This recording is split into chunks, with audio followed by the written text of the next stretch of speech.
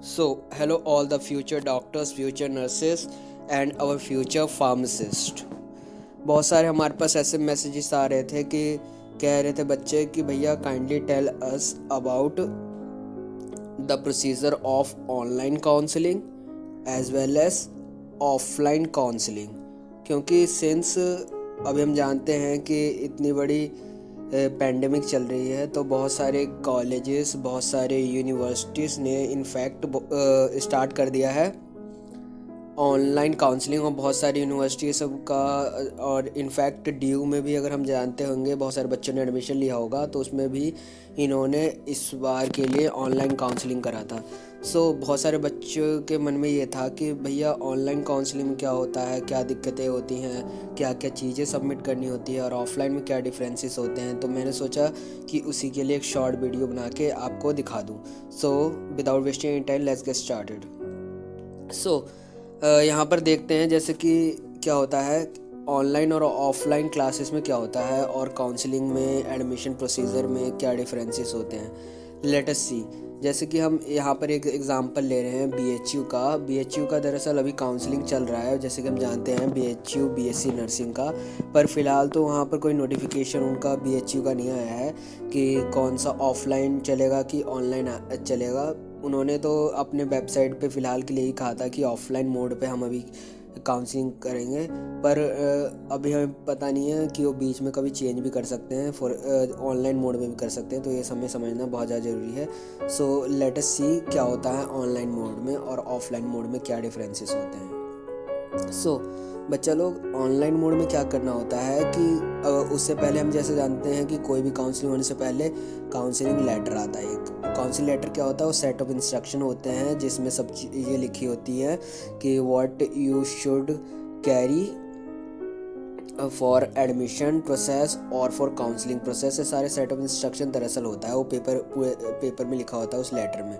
तो before going for any of the counselling we have to apply for और form the fill of counselling letter. ठीक है, तो counselling letter कुछ ऐसा कुछ खास नहीं होता दरअसल, उसमें बस सेट ऑफ इंस्ट्रक्शन से रूल्स होते हैं किसी पर्टिकुलर यूनिवर्सिटी और पर्टिकुलर कॉलेज के। सेकंड थिंग हमें इंश्योर करके ये रखना है कि कोई हमें फिज़िकली वहाँ पर अटेंड नहीं होना होता है, हमें ऑनलाइन मोड में अटेंड होना होता है कॉल लेटर फिल करने के बाद। फिर कॉल लेटर ये सब कहाँ आएगा, उसके ऑफिशियल वेबसाइट पे आता है, जाहिर सी बात है। जैसे कि बीएचयू का अगर हमें देखना है तो BHUonline.in पे आता है। फिर उसके बाद उसका पहले कॉल लेटर डाउनलोड करने के बाद हमें उसको फिल कर लेना होता है। फिर जैसे कि मैंने प्रीवियस वीडियोस में आपको बता रखा है कि काउंसलिंग में क्या क्या चीज़ें मैंडेटरी होती है, अगर आपने वो वीडियो नहीं देखा है तो वो आप दे सकते हैं, मैं आपको ऊपर आई बटन में आपको दे दूँगा वो लिंक। ठीक है, नेक्स्ट देखते हैं ऑफलाइन मोड में क्या होता है। ऑफलाइन मोड में तो सभी को पता ही होता है, कोई इसमें कोई जानकारी की कोई ज़रूरत नहीं है। इसमें कोई भी चीज़ें अपलोड करने की नहीं ज़रूरत पड़ती, कोई भी डॉक्यूमेंट हमें अपलोड करने की ज़रूरत नहीं पड़ती, कोई भी जैसे वर्चुअल मोड में हम ऑनलाइन मोड में जैसे करते हैं वैसे चीज़ें कुछ भी सबमिट करने की ज़रूरत नहीं पड़ती। सीधा हम पर्टिकुलर कॉलेज में जाते हैं और अपना डॉक्यूमेंट जो भी ज़रूरी है उसको सबमिट कर देते हैं और सेम डिसिप्लिन मैनर में जाते हैं वहाँ, और जो भी उनका रूल रेगुलेशन होता है, प्रोटोकॉल्स होता है, उसको हमें फॉलो करना होता है। तो आगे और देखते हैं और ज़्यादा क्या आगे डिफरेंसेस है।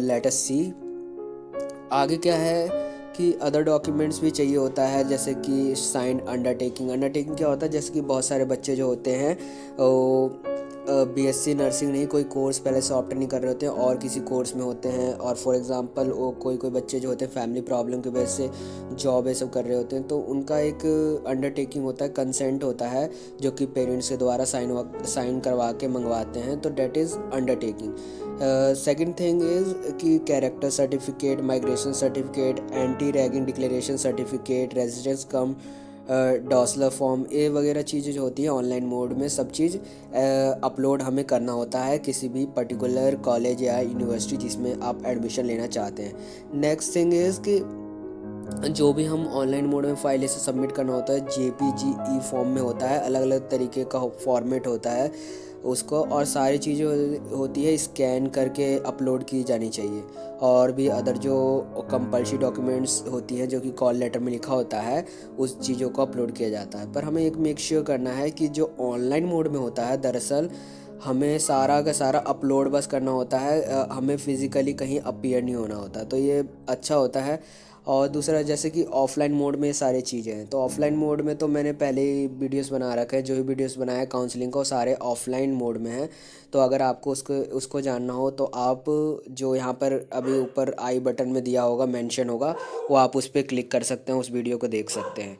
और बच्चा लोग, हम अभी क्या कर रहे हैं, जिन बच्चों का सिलेक्शन नहीं हो पाया है इस बार किसी न किसी वजह से, हालांकि सारे बच्चों ने हार्डवर्क करा, सारे बच्चों ने मेहनत करा, पर किसी न किसी कारण से बहुत सारे बच्चों का वहाँ पे एडमिशन नहीं हो पाया, तो बहुत सारे बच्चे सैड हैं, बहुत सारे बच्चे डिमोटिवेटेड है। पर चिंता करने की कोई ज़रूरत नहीं है, आपका मेडिक नेक्सस आपके साथ हमेशा है, हमेशा रहेगा और आपकी हेल्प करता रहेगा। तो काइंडली सब्सक्राइब कर लीजिएगा हमारे चैनल को, क्योंकि हम बहुत सारे ऐसे एक्सक्लूसिव और क्वालिटी कंटेंट रिगार्डिंग मेडिसिन हम आपके सामने लाने वाले हैं। सो खुश रहिए, आगे बढ़ते रहिए, and make your parents proud. God bless all of you.